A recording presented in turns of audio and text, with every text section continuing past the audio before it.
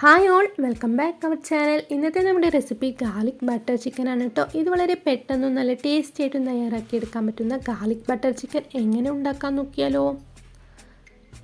Garlic butter chicken ഉണ്ടാക്കാൻ വേണ്ടിയിട്ട് ഞാൻ ഇവിടെ എടുത്തിട്ടുള്ളത് 400 ഗ്രാം എല്ലില്ലാത്ത പീസോട് കൂടിയിട്ടുള്ള ചിക്കനാണ്. ഇത് നല്ല കഴുകി വൃത്തിയാക്കിയതിന് ശേഷം ഒരു ബൗളിലേക്ക് ഇട്ട് കൊടുത്തിട്ടുണ്ട്. ഇനി ഈ ചിക്കൻ ഒന്ന് മാരിനേറ്റ് ചെയ്തെടുക്കണം. അതിന് വേണ്ടിയിട്ട് 1 ടീസ്പൂൺ കുരുമുളക് പൊടിയാണ് ഞാൻ ചേർത്ത് കൊടുക്കുന്നത്. കുരുമുളക് പൊടി ചേർത്ത് കൊടുത്തു കഴിഞ്ഞാൽ ഇതിലേക്ക് ഒരു 1/4 ടീസ്പൂൺ ഉപ്പും കൂടി ചേർത്ത് കൊടുത്തിട്ട് നമുക്ക് ഈ ചിക്കൻ ഒന്ന് നല്ലോണം മിക്സാക്കി എടുക്കാം. ഉപ്പ് ഞാൻ ഇവിടെ കുറവാണ് ചേർക്കുന്നുള്ളൂ, കാരണം ഞാൻ ചിക്കൻ്റെ ഒരു ക്യൂബ് യൂസ് ചെയ്യുന്നുണ്ട്. അപ്പോൾ അതിൽ ഓൾറെഡി ഉപ്പ് ഉണ്ടാവും. അപ്പോൾ നമ്മൾ ഉപ്പ് ചേർക്കുമ്പോൾ കുറവ് ചേർത്തിട്ട് വെക്കാം. നല്ലോണം മിക്സാക്കിയതിന് ശേഷം ഒരു 15 മിനിറ്റ് റെസ്റ്റ് ചെയ്യാൻ വെക്കാം. ഞാൻ ഇതേപോലുള്ള ഒരു ചിക്കൻ്റെ ക്യൂബ് എടുത്തിട്ടുണ്ട്. ഇതിലേക്ക് നല്ല ചൂടുള്ള വെള്ളം ഒഴിച്ച് കൊടുത്തിട്ട് നല്ലോണം മിക്സാക്കി മെൽറ്റ് ചെയ്തെടുക്കാം. അപ്പോൾ നമ്മൾ ചിക്കൻ്റെ ക്യൂബ് ഒന്ന് മെൽറ്റായിട്ട് വന്നിട്ടുണ്ട്. അപ്പോൾ നമ്മൾ നേരത്തെ എടുത്ത് വെച്ചിട്ടുള്ള ചിക്കൻ 15 മിനിറ്റ് ആയിട്ടുണ്ട്. ഇതിലേക്ക് ഒരു 2 ടീസ്പൂണ് മൈദപ്പൊടിയും കൂടി ചേർത്ത് കൊടുക്കാം. മൈദപ്പൊടി ചേർത്ത് കൊടുത്തു കഴിഞ്ഞാൽ നമ്മൾ ചിക്കൻ നല്ലോണം മിക്സാക്കി എടുക്കാം. ചിക്കൻ നല്ലോണം മിക്സാക്കി എടുത്തതിന് ശേഷം നമുക്കിതൊന്ന് ഫ്രൈ ചെയ്തെടുക്കണം.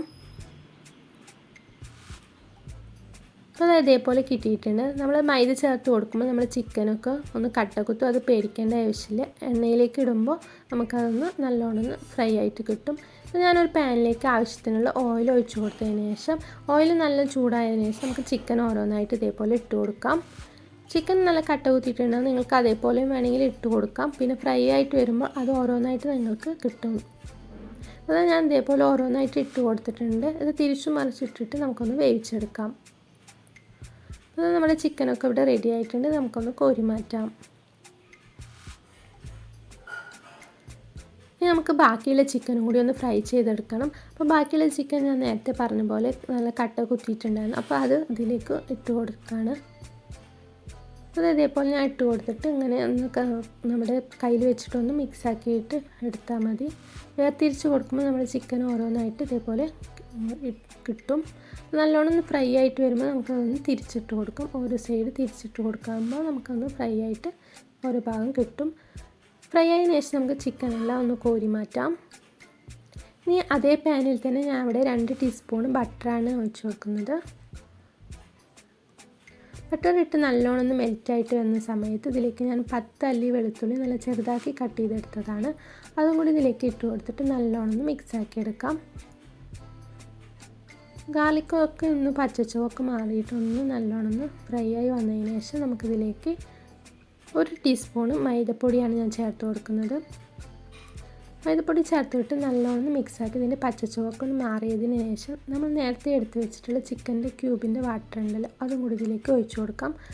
ഇത് ഒഴിച്ച് കൊടുക്കുമ്പോൾ നമ്മുടെ ചിക്കൻ്റെ മൈദയൊക്കെ കൂടിയിട്ടൊന്ന് നല്ല തിക്കായിട്ട് വരുന്നത് കണ്ടില്ലേ. ഇത് നല്ലോണം തിക്കായതിനു ശേഷം ഇതിലേക്ക് നമ്മൾ നേരത്തെ ഫ്രൈ ചെയ്ത് വെച്ചിട്ടുള്ള ചിക്കനും കൂടി ഇതിലേക്ക് ഇട്ട് കൊടുക്കാം. ചിക്കൻ ഇട്ട് കൊടുത്തതിന് ശേഷം നല്ലോണം മിക്സാക്കി എടുക്കാം.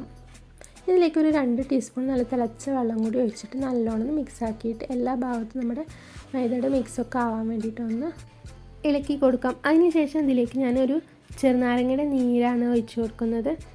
ചെറുനാരങ്ങയുടെ നീര് ഒഴിച്ചിട്ട് നല്ലോണം മിക്സാക്കി എടുക്കാം. ഇനി ഇതിലേക്ക് ഞാൻ 1.5 ടീസ്പൂൺ ഉണക്കമുളക് ചതച്ചതാണ് ഞാൻ ചേർത്ത് കൊടുക്കുന്നത്.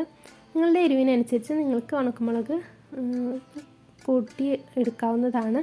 നല്ലോണം മിക്സാക്കി എടുക്കാം. എല്ലാ ഭാഗത്തും നമ്മൾ ചിക്കൻ ഒന്ന് ഫ്രൈ ആകാൻ വേണ്ടിയിട്ട് എല്ലാ ഭാഗവും ഫ്രൈ ചെയ്തെടുക്കാം.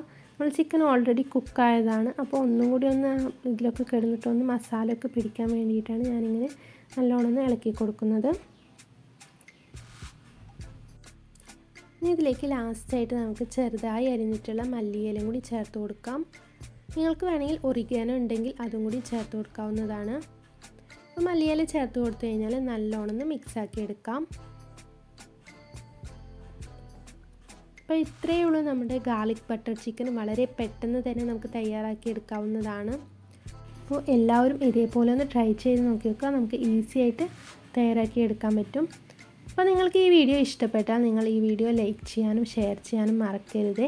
പിന്നെ ആദ്യമായിട്ടാണ് എൻ്റെ ചാനൽ കാണുന്നവരാണെങ്കിൽ ഒന്ന് സബ്സ്ക്രൈബ് ചെയ്ത് ഓൾ ഓപ്ഷൻ അടിച്ചിടാനും മറക്കരുത്. അപ്പോഴാണ് ഞാൻ ഇടുന്ന പുതിയ വീഡിയോ നിങ്ങൾക്ക് കിട്ടുകയുള്ളൂ. പിന്നെ പുതിയൊരു വീഡിയോ ആയിട്ട് വരുന്നതായിരിക്കും. എല്ലാവർക്കും ബായ്.